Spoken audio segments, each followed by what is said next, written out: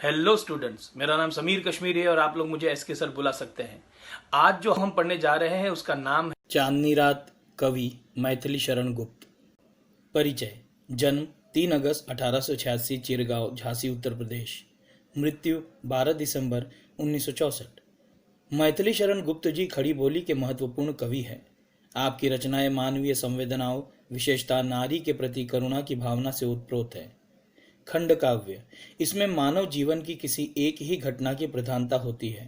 प्रासंगिक कथाओं को इसमें स्थान नहीं मिलता।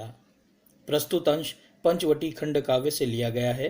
प्रकृति की छटा का सुंदर रूप बड़ी ही माधुर्य के साथ अभिव्यंजित हुआ है।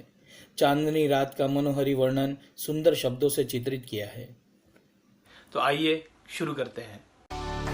Professor Sameer Kashmiri, teaching Hindi subject since 1996, taught more than 50,000 students till date. For educational video content, do follow, subscribe on Twitter, YouTube, Instagram, Facebook and TikTok at OK Sajeev. Charu चंद्र की चंचल किरणें खेल रही है जलथल में, स्वच्छ चांदनी बिछी हुई है अवनी और अंबर तल में। चांदनी रात में आकाश में सुंदर चंद्रमा शोभायमान है।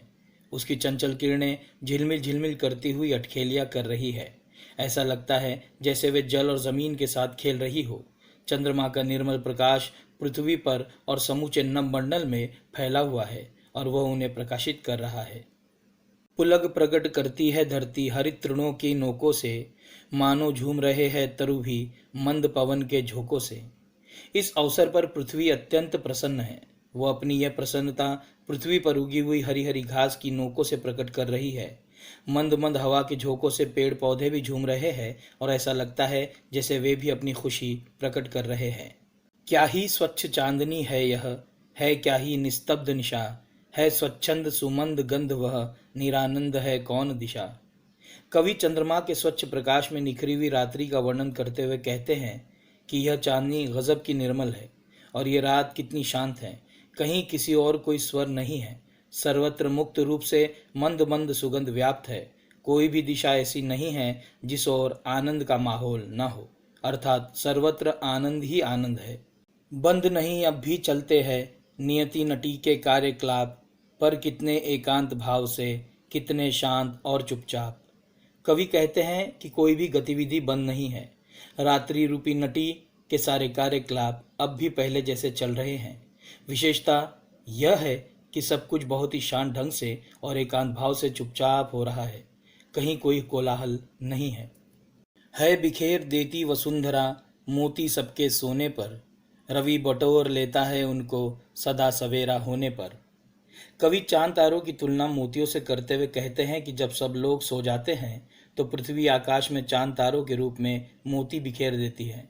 जब सवेरा होता है तो ऐसा लगता है जैसे सूर्य इन मोतियों को हमेशा बटोर ले जाता हो, अर्थात सुबह उजाला हो जाने पर आकाश में चांद तारे लुप्त हो जाते हैं और विरामदायिनी अपनी संध्या को दे जाता है। शून्य श्याम तनु जिससे उसका नया रूप छलकाता है।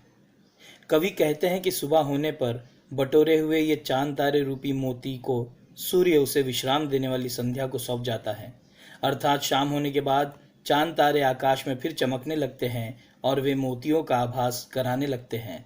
इससे रात्रि की कालिमा प्रकाशमान हो जाती है और अपने नए रूप में छलकने लगती है। पंचवटी की छाया में है सुंदर पर्ण कुटीर बना, उसके सम्मुख स्वच्छ शिला पर धीर वीर निर्भीक मना। कवि पंचवटी का वर्णन करते हुए कहते हैं कि पंचवटी वट के 5 वृक्षों की छाया में घास फूस और पत्तों के छप्पर वाली एक सुंदर झोपड़ी बनी हुई है।